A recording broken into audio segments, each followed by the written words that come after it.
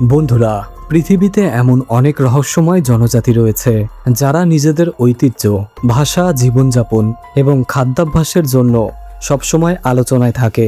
আজও তারা হাজার হাজার বছর পুরনো নিজেদের ঐতিহ্য মেনে চলে এবং আধুনিক পৃথিবী থেকে দূরে জঙ্গলের মধ্যে বসবাস করতেই বেশি পছন্দ করে।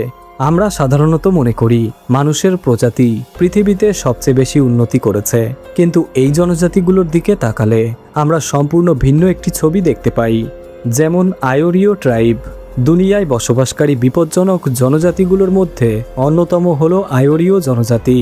এই জনজাতি মূলত প্যারাগুয়ে এবং বলিভিয়ার আশেপাশের অঞ্চলে বসবাসের জন্য পরিচিত। তবে এই জনজাতির বিশেষত্ব হলো তারা শত শত বছর ধরে বাইরের মানুষের সংস্পর্শে আসা থেকে নিজেদের দূরে রাখার চেষ্টা করে আসছে। শিকারের কথা বললে এই জনজাতির মানুষ শিকারে অত্যন্ত দক্ষ বলে জানা যায়। আর সেই শিকার কোনো বন্য প্রাণী হোক কিংবা মানুষ, তারা নিজেদের এলাকা রক্ষা করতে অত্যন্ত আক্রমণাত্মক হয়ে উঠতে পারে। জানা যায় আয়োরিও জনজাতির সঙ্গে বাইরের মানুষের সংঘর্ষ হয়েছিল প্রায় 1711 থেকে 1726 সালের মধ্যে। সেই সময় কিছু বাইরের মানুষ তাদের জঙ্গলে প্রবেশ করেছিল। এর ফলে আয়োরিও জনজাতির অনেক মানুষকে নিজেদের এলাকা ছেড়ে বাইরে চলে আসতে হয়। এরপর তারা তাদের অনেকটা জমি হারিয়ে ফেলে এবং ধীরে ধীরে তাদের বসবাসের এলাকা খুব ছোট হয়ে আসে। বর্তমানে এই জনজাতির জনসংখ্যাও অনেক কমে গেছে এবং তারা বিলুপ্তির ঝুঁকির মধ্যে রয়েছে। মোকিন ট্রাইব। দুনিয়ায় অন্যতম রহস্যময় ও বিচ্ছিন্ন জনজাতির মধ্যে মোকিন ট্রাইবের নাম হয়তো আপনি আগে কখনো শোনেননি, কিন্তু এই জনজাতিটি প্রায় 4000 বছর আগে দক্ষিণ চীন থেকে থাইল্যান্ড এবং মালয়েশিয়ায় চলে এসেছিল। বর্তমানে এদের সমুদ্রের শিকারী বলা হয় এবং এই জনজাতির মানুষ সি পিপল নামেও পরিচিত। এর কারণ হলো মোকিন জনজাতির মানুষ তাদের জীবনের বেশিরভাগ সময়ে কাঠের তৈরি ছোট্ট ছোট্ট নৌকায় সমুদ্রের মধ্যে কাটিয়ে দেয়। শিকারের ক্ষেত্রেও তারা অত্যন্ত দক্ষ। জানা যায় এই জনজাতির বেশিরভাগ মানুষ এখনও সমুদ্রের উপকূলের আশেপাশে ঘন জঙ্গলে বসবাস করে। আর যদি তারা কারোর কাছ থেকে নিজেদের জন্য কোনো ধরনের হুমকি অনুভব করে তাহলে তাকে আক্রমণ করতে খুব বেশি সময় নেয় না। তবে বেশ কয়েকবার মোকিন জনজাতির মানুষের সঙ্গে বার্মিজ সেনাদেরও সংঘর্ষ হয়েছে, কিন্তু তারা এতটাই দক্ষ এবং চটপটে যে নিজেদের বাঁচানোর জন্য মুহূর্তের মধ্যেই সমুদ্রে ঝাঁপ দিয়ে পালিয়ে যেতে পারে। এই বিশেষ দক্ষতার কারণেও বাইরের কোনো মানুষ সহজে তাদের এলাকায় প্রবেশ করতে পারে না। ইয়ানোমামি জনজাতি। ইয়ানোমামি জনজাতির মানুষ ভেনেজুয়েলা এবং ব্রাজিলের সীমান্তের আশেপাশে অবস্থিত অ্যামাজন রেইনফরেস্টে বসবাস করে। আর এই জনজাতিকে বিশ্বের অন্যতম হিংস্র জনজাতি হিসেবে গণ্য করা হয়। এই জনজাতির কিছু প্রথা এমনও রয়েছে যেখানে মৃত মানুষের মাংস খাওয়ার রীতির কথাও জানা যায়। একে ক্যালিবালিজম এবং অ্যান্ডো ক্যালিবালিজম বলা হয়। এখন আপনি ভাবতেই পারেন, তারা যদি নিজেদের গোত্রের কোনো মানুষকে মৃত্যুর পর খেতে পারে তাহলে কোনো বাইরের মানুষ তাদের এলাকায় ঢুকলে তার কি পরিণতি হতে পারে। বাইরের বিশ্বের সঙ্গে খুব বেশি যোগাযোগ না থাকার কারণে তারা নিজেদের জঙ্গলে বাইরের মানুষের প্রবেশ একেবারেই পছন্দ করে না, আর তাই নিজেদের নিরাপত্তার জন্য তারা কুকুরও পালন করে। Carib people. আপনি কি কখনো ক্যারিবদের কথা শুনেছেন? যদি না শুনে থাকেন তাহলে ক্যারিব পিপল সম্পর্কে আপনার কি ধারণা? আসলে ক্যারিব পিপল নামে পরিচিত একটি গোষ্ঠীকে নিয়ে এমন দাবি রয়েছে যে তারা মানুষের মাংস খেত। হ্যাঁ, ক্যারিবিয়ান দ্বীপপুঞ্জের কিছু অঞ্চলে বসবাসকারী এই মানুষদের নিজেদের আলাদা কিছু ঐতিহ্য ও সংস্কৃতি ছিল। তাদের সম্পর্কে মানুষের মাংস খাওয়ার নানা ঐতিহাসিক দাবি প্রচলিত রয়েছে। এই কারণেই তারা বাইরের মানুষের সংস্পর্শ এড়িয়ে চলত বলে বলা হয়। ক্যারিব পিপল বিভিন্ন অঞ্চলে ছড়িয়েছিল। নিজেদের নিরাপত্তার জন্য তারা গাছের ওপর ঘর তৈরি করত এবং কাঠ দিয়ে নিজেদের জন্য অস্ত্র বানাতো। তাদের তীরগুলো ছিল অত্যন্ত ধারালো, আর কোনো তীর যদি কারোর মাথায় গিয়ে লাগতো তাহলে তার পরিস্থিতি অত্যন্ত ভয়ঙ্কর হতে পারত এবং তার মৃত্যু প্রায় নিশ্চিত। আর এই কারণেই ক্যারিবদের বিশ্বের অন্যতম বিপজ্জনক জনজাতি হিসেবে বিবেচনা করা হয়। সুরি পিপল। আফ্রিকার অন্যতম দেশ ইথিওপিয়া অনেক পুরনো এবং ভয়ঙ্কর কিছু জনজাতির আবাসস্থল। সেখানে যেমন রয়েছে বিপজ্জনক মুন্সি জনজাতি, তেমনি রয়েছে সুরি সম্প্রদায়ের মানুষ। ব্যথাদায়ক কিছু আচার, বিপজ্জনক লড়াই এবং ঠোঁটে প্লেট পরার মতো ঐতিহ্যের জন্য সুরি ট্রাইব বিশেষভাবে পরিচিত। একসময় এই জনজাতির মানুষের সঙ্গে যোগাযোগ করতে বাইরের মানুষ ভয় পেত বলে মনে করা হয়, তবে সময়ের সঙ্গে পরিস্থিতি কিছুটা বদলেছে। এখন এই জনজাতির মানুষ বাইরের লোকেদের তাদের জীবনযাত্রার কিছুটা ঝলক দেখার অনুমতি দেয়। সুরি জনজাতির মানুষ কাঠ দিয়ে তৈরি বিভিন্ন ধরনের অস্ত্র ব্যবহার করে, যেগুলো তারা নিজেরাই তৈরি করে। আর তাদের মনে যদি আপনার কাছ থেকে সামান্যতম হুমকি তৈরি হয়, তাহলে পরিস্থিতি খুব দ্রুত ভয়ঙ্কর হয়ে উঠতে পারে। শুধু তাই নয়, সুরি জনজাতির মানুষ লড়াই এবং শিকারে অত্যন্ত দক্ষ। বাইরের কোনো বিপদের মোকাবেলা করতেও এই দক্ষতা তাদের কাজে আসে। কোরুবো ট্রাইব 19 শতকের শেষের দিকে প্রথমবার কোরুবো জনজাতির সঙ্গে বাইরের বিশ্বের যোগাযোগ হয়েছিল। পশ্চিম অ্যামাজন অববাহিকায় বসবাসকারী এই জনজাতি ব্রাজিলের অন্তর্গত অঞ্চলে থাকে। ঘন জঙ্গল, দুর্গম জলভূমি, মূর্তি নদী এবং অ্যানাকোন্ডা, কেম্যান ও জ্যাগুয়ারে ভরা অ্যামাজন রেইনফরেস্টের মধ্যে তাদের বসবাস।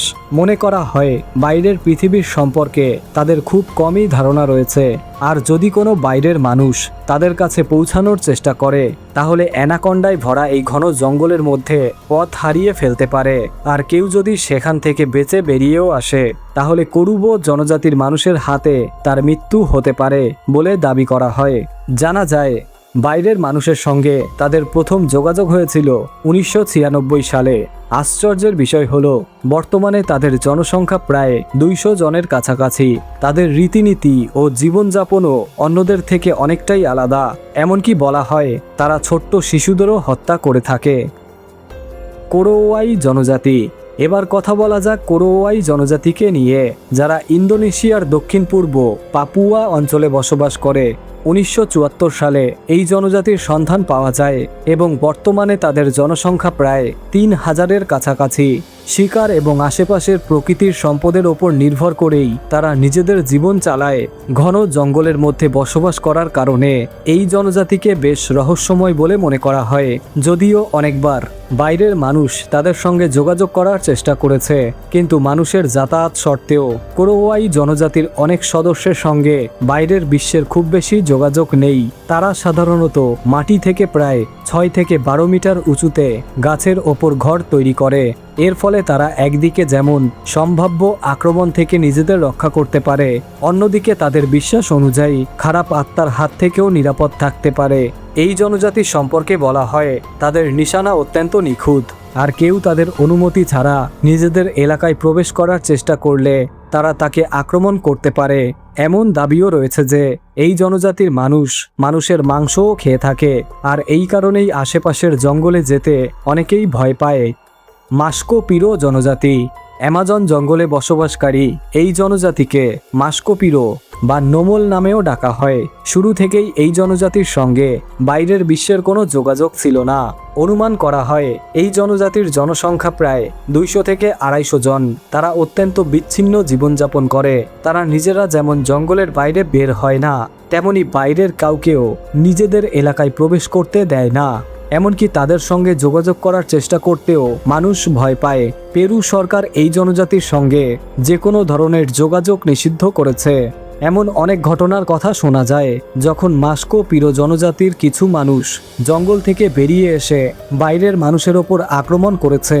তবে এই জনজাতির মানুষ মূলত শিকার করে জীবন ধারণ করে, পাশাপাশি গাছের পাতা ব্যবহার করে নিজেদের ঘরও তৈরি করে। সেন্টিনেলিস জনজাতি। ভারতের আন্দামান দ্বীপপুঞ্জে বসবাসকারী এই জনজাতিকে বিশ্বের অন্যতম বিচ্ছিন্ন জনজাতি হিসেবে ধরা হয়। এর প্রমাণ পাওয়া যায় এই বিষয়টি থেকেই যে তাদের জীবনযাপন, খাদ্যাভ্যাস, ভাষা এবং রীতিনীতি সম্পর্কে আজও খুব বেশি তথ্য জানা যায়নি। আজ পর্যন্ত যারা সেন্টিনেল দ্বীপের কাছে যাওয়ার চেষ্টা করেছে, তাদের অনেকের ওপর এই জাতির মানুষ আক্রমণ করেছে। ভারত সরকারও এই দ্বীপে বাইরের মানুষের যাতায়াত নিষিদ্ধ করেছে। এর অন্যতম কারণ হলো এই জনজাতি আধুনিক সভ্যতা থেকে সম্পূর্ণ দূরে থাকতে চায়। সেখানকার মানুষ মূলত জঙ্গলের শিকার, ফলমূল এবং অন্যান্য প্রাকৃতিক সম্পদের ওপর নির্ভর করেই জীবনযাপন করে। নিজেদের সুরক্ষার জন্য তারা তীর, পাথর এবং আগুনের মতো বিভিন্ন উপায় ব্যবহার করে। এমন অনুমান করা হয় যে এই জনজাতি প্রায় 60,000 বছর ধরে এখানে বসবাস করে আসছে। এমনকি ব্রিটিশ শাসনের সময়ও এই কারণেই তাদের এলাকায় পুরোপুরি দখল করা সম্ভব হয়নি। মুরশি ট্রাইব সুদান এবং ইথিওপিয়ার কাছাকাছি অঞ্চলে বসবাসকারী এই জনজাতিকে বিশ্বের অন্যতম বিপজ্জনক জনজাতি হিসেবে মনে করা হয়। তারা বাইরের বিশ্বের সঙ্গে যোগাযোগ রাখতে খুব একটা পছন্দ করে না, আর কেউ যদি তাদের জীবনযাত্রা বা এলাকায় জোর করে হস্তক্ষেপ করার চেষ্টা করে তাহলে পরিস্থিতি মারাত্মক হয়ে উঠতে পারে। মুরশি জনজাতির মানুষ বন্দুক এবং কাঠ দিয়ে তৈরি বিভিন্ন ধরনের অস্ত্র রাখতে পছন্দ করে। এইসব অস্ত্র সংগ্রহ করার জন্য তারা বন্য প্রাণী বিক্রি করে থাকে বলে জানা যায়। নিজেদের শক্তিশালী এবং সুস্থ রাখার জন্য তারা গরুর রক্ত পান করতে পছন্দ করে। সবচেয়ে আশ্চর্যের বিষয় হলো মুরশি জনজাতির মানুষ গরুর বিনিময়ে AK-47 মতো বন্দুক সংগ্রহ করে বলে দাবি করা হয়। এমনকি এই জনজাতির নারীরাও নিজেদের সঙ্গে বন্দুক রাখে। এখনো পর্যন্ত যারা তাদের অনুমতি ছাড়া তাদের এলাকায় বা সম্প্রদায়ের কাছে যাওয়ার চেষ্টা করেছে তাদের অনেকের ওপর মুরশি জনজাতির মানুষ হামলা করেছে বলে জানা যায়। এই কারণেই ইথিওপিয়া সরকার তাদের সঙ্গে যোগাযোগের ক্ষেত্রে বিভিন্ন বিধিনিষেধ আরোপ করেছে। তো এই ছিল বিশ্বের কিছু সবচেয়ে বিপজ্জনক ও রহস্যময় জনজাতির কথা, যাদের এলাকায় অনুমতি ছাড়া যাওয়া অত্যন্ত ঝুঁকিপূর্ণ হতে পারে। আশা করি ভিডিওটি আপনাদের ভালো লেগেছে। ভিডিওটি আপনার বন্ধুদের সঙ্গে শেয়ার করে দিন এবং ভিডিওতে একটি লাইক করে দিন। আর আপনি যদি এখনও আমাদের চ্যানেলটি সাবস্ক্রাইব না করে থাকেন তাহলে এখনই সাবস্ক্রাইব করে নিন এবং পাশে থাকা বেল আইকনটি প্রেস করে দিন।